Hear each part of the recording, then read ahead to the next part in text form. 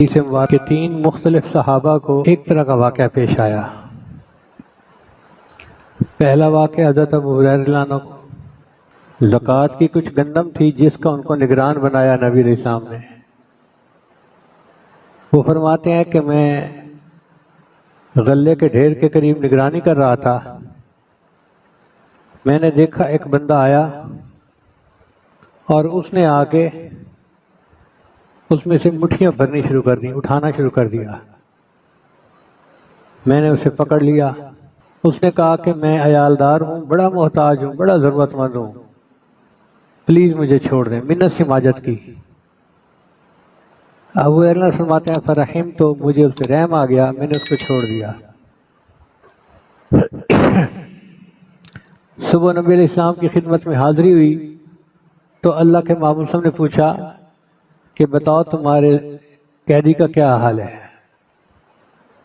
اے اللہ کے حبیب صلی اللہ علیہ وسلم، میں نے اسے پکڑ تو لیا تھا، بڑی منت سی ماجت اس نے کی، میں غریب ہوں، محتاج ہوں، ضرورت مند ہوں، تو میں نے اسے چھوڑ دیا۔ نبی صاحب نے فرمایا وہ پھر آئے گا۔ ابو ہریرہ نے فرماتے ہیں کہ مجھے یقین ہو گیا کہ آج رات اس نے پھر آنا ہے، پھر میں پہرے پہ بیٹھ گیا۔ پھر رات کے ایک وقت میں پھر وہی آیا، میں نے اسے پکڑ لیا۔ پھر اس نے منت سے ماجت شروع کر دی، میرا عیال ہے اور میں بڑا محتاج ہوں، آپ مجھے چھوڑ دیں۔ ابو ہریرہ فرماتے ہیں کہ مجھے رحم آیا، میں نے چھوڑ دیا۔ پھر دن میں نبی علیہ السلام نے پوچھا بتاؤ بھائی تمہارے قیدی کا کیا حل؟ اے اللہ کے حبیب صلی اللہ علیہ وسلم، اس نے کہا میں محتاج ہوں، عیالدار ہوں، ضرورت مند ہوں، مجھے چھوڑ دے، مجھے رحم آیا، چھوڑ دیا۔ فرمایا وہ پھر آئے گا۔ تو ابو ہریرہ عنہ فرماتے ہیں کہ میں نے پھر تیسری رات پہرا دیا، پھر آیا، پھر میں نے اسے پکڑ لیا۔ میں نے کہا آج تو میں تمہیں نبی علیہ السلام کے پاس لے جا کے ہی چھوڑوں گا، نہیں چھوڑنا۔ اس نے کہا بات سنو، میں آپ کو ایک عمل بتاتا ہوں، وہ کر لیا کرنا، تمہیں بڑا نفع ہوگا۔ اب صحابہ کرام تو ایسے اعمال کے متلاشی تھے۔ وہ فرماتے ہیں کہ میں نے اسے پوچھا کون سا عمل؟ کہنے لگا کہ آیت الکرسی اگر رات کو پڑھ لو گے تو 2 محافظ فرشتے تمہارے اوپر متعین ہو جائیں گے اور شیطان تم سے دور بھاگ جائے گا۔ اب جب دن ہوا تو نبی علیہ السلام نے پھر پوچھا بتاؤ تمہارے قیدی کا کیا حال ہے؟ اے اللہ کے حبیب صلی اللہ علیہ وسلم، اس نے مجھے کہا میں تمہیں عمل بتاتا ہوں۔ تو نبی علیہ السلام نے فرمایا کون سا عمل؟ اس نے یہ کہا تھا کہ آیت الکرسی رات کو سوتے ہوئے پڑھ لیا کرو، 2 فرشتے متعین ہو جائیں گے تمہاری حفاظت کے لیے اور شیطان تم سے دور بھاگ جائے گا۔ نبی صاحب نے فرمایا قد صدق وہو کذوب، بات تو سچی کر گیا ہے جھوٹا۔ پھر نبی علیہ السلام نے پوچھا ابو ہریرہ تمہیں پتہ ہے کون تھا؟ الگ سے مجھے تو نہیں پتا۔ فرمایا ذاک شیطان، یہ شیطان تھا۔ تو بدبخت شیطان نے اپنا علاج خود بتایا کہ جو بندہ آیت الکرسی پڑھ لیتا ہے میں اس سے دفع دور ہو جاتا ہوں۔ ابو ایوب انصاری رضی اللہ عنہ نے اپنے گھر میں ایک طاق میں کھجوریں رکھی ہوئی تھیں۔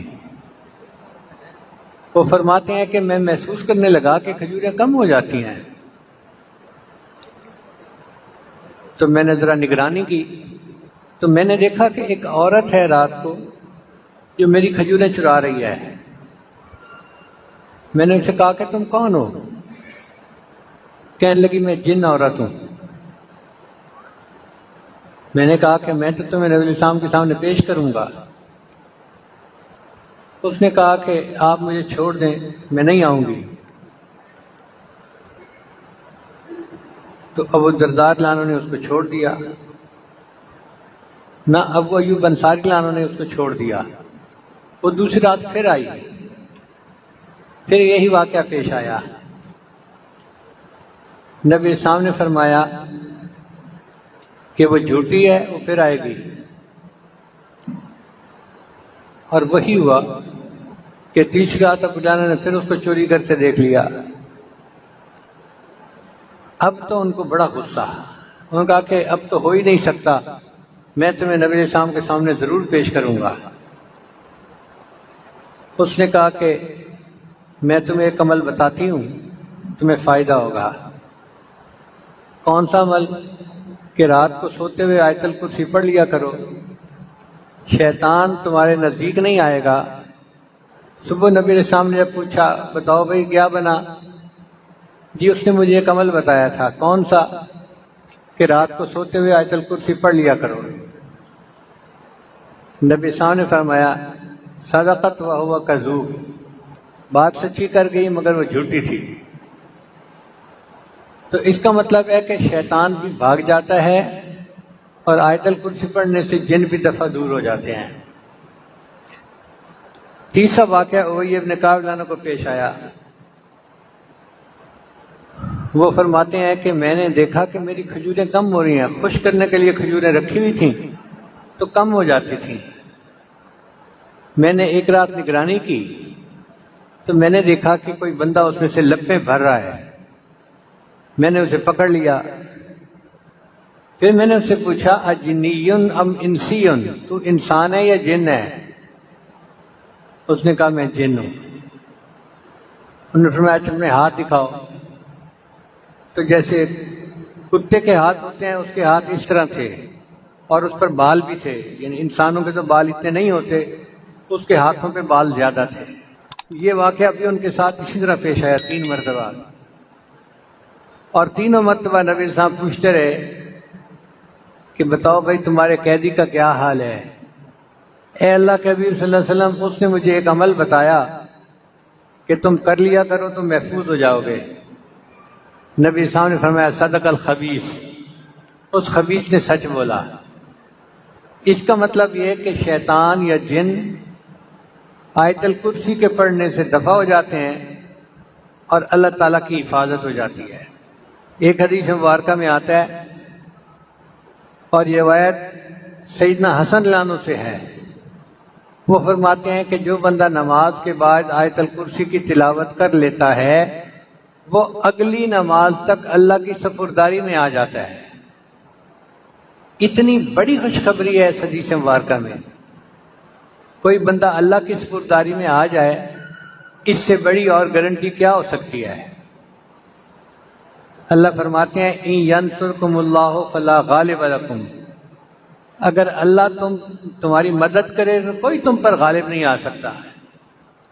اب ہم پریشان پھرتے ہیں گھر کی وجہ سے، رزق کی وجہ سے، بے برکتی کی وجہ سے، اور اس کا علاج نبی علیہ السلام نے ہمیں بتلا دیا۔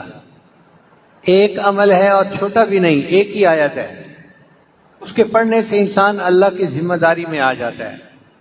اور ایک حدیث مبارکہ میں ہے کہ ہر نماز کے بعد جو بندہ آیت الکرسی پڑھتا ہے اس کے اور جنت کے درمیان صرف موت کا فاصلہ ہوتا ہے۔ کتنی بڑی خوشخبری ہے، اور اس عمل کو کتنا اہتمام کے ساتھ کرنا چاہیے کہ نبی علیہ السلام کی زبان فیض ترجمان سے یہ ارشاد ہو رہا ہے کہ ہر نماز کے بعد آیت الکرسی پڑھنے والے کے اور جنت کے درمیان صرف موت کا فاصلہ ہے۔ موت آئی اور جنت مل گئی۔ اور ایک حدیث مبارکہ میں آتا ہے کہ جو بندہ آیت الکرسی رات کو سوتے ہوئے پڑھ لیتا ہے اللہ تعالیٰ اس کی بھی حفاظت فرماتے ہیں، اس کے گھر والوں کی بھی حفاظت فرماتے ہیں، اور اس کے پڑوسیوں کی بھی حفاظت فرماتے ہیں۔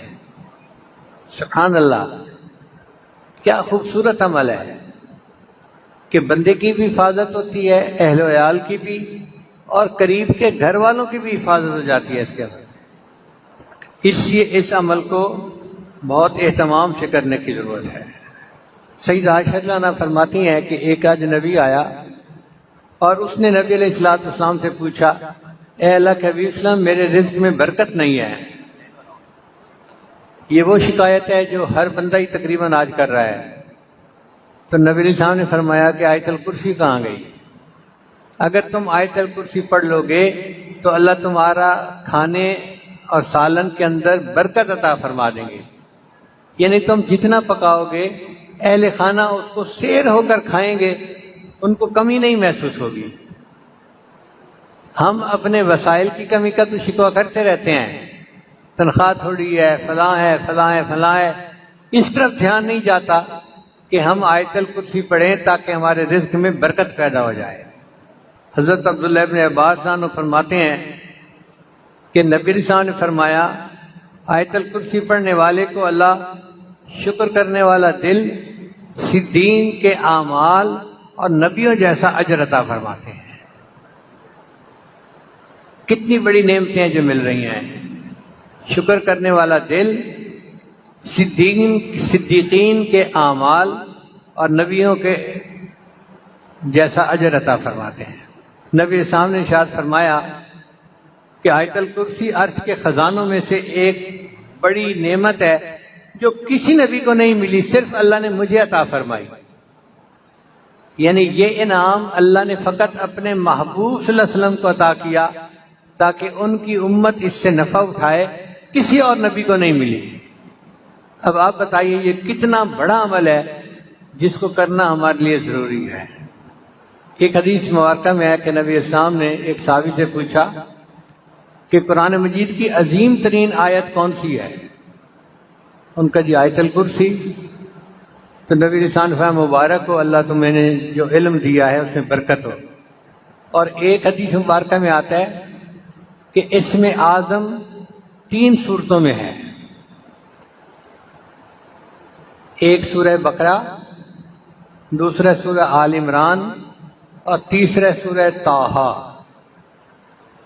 تو ایک بزرگ فرماتے ہیں میں نے غور کیا کہ یہ کون سا اسم اعظم ہو سکتا ہے، تو مجھے یہ محسوس ہوا کہ سورہ بقرہ میں آیت ہے اللہ لا الہ الا هو الحی القیوم، اور سورہ آل عمران میں ہے الف لام میم اللہ لا الہ الا هو الحی القیوم، اور سورہ طٰہٰ کے اندر آیت ہے وَأَنَتِ الْوُجُوهُ لِلْحَيِّ الْقَيُّومِ۔ تو وہ فرماتے ہیں کہ میرا یہ گمان ہے کہ الحی القیوم یہ اللہ تعالیٰ کا اسم اعظم ہے، اس لیے ہم نے محراب میں یا حی یا قیوم لکھ کے لگایا ہے کہ بعض مفسرین کے نزدیک یہ اسم اعظم ہے۔ ہمارے بزرگوں نے اس کو مزید آگے نکھارا، وہ فرماتے ہیں کہ نہیں، جو اسم اللہ ہے وہ اسم اعظم ہے۔ بہرحال یہ قرآن مجید کی عظیم ترین آیت ہے اور وہ خاص نعمت ہے جو اللہ نے فقط اپنے پیارے محبوب صلی اللہ علیہ وسلم کو عطا فرمائی، کسی اور نبی کو عطا نہیں کی گئی، اور نبی علیہ السلام نے ہم تک یہ امانت پہنچا دی۔ ہمارا حال دیکھو کہ ہم اس عمل کی طرف دھیان ہی نہیں کرتے، سوچتے ہی نہیں۔ اللہ تعالی ہمیں باقاعدگی کے ساتھ اس عمل کو کرنے کی توفیق عطا فرمائے۔ وآخر دعوانا ان الحمد للہ رب العالمین۔ دعا سے پہلے توبہ کے کلمات پڑھائے جاتے ہیں، سچے دل کے ساتھ پڑھ لیجئے۔ الحمد للہ وکفی وسلام علی عبادہ الذین اصطفی، اما بعد۔ یہ کلمات پڑھتے جائیے۔ بسم اللہ الرحمن الرحیم، لا الہ الا اللہ محمد الرسول اللہ، آمنت باللہ وملائکتہ وکتبہ ورسلہ والیوم الآخر والقدر خیرہ وشرہ من اللہ تعالی والبعث بعد الموت، آمنت باللہ کما ہوا باسمائہ وصفاتہ وقبلت جمیع احکامہ اقرار باللسان وتصدیق بالقلب، اشہد ان لا الہ الا اللہ واشہد ان محمدا عبدہ ورسولہ، استغفر اللہ ربی من کل ذنب واتوب الیہ برحمتک یا ارحم الراحمین۔ ان کلمات کو پڑھنے سے ہم تو بتائے ہو چکے ہیں 5 اعمال ہیں، ان کو کریں گے تو اللہ تعالیٰ دل کو منور کریں گے۔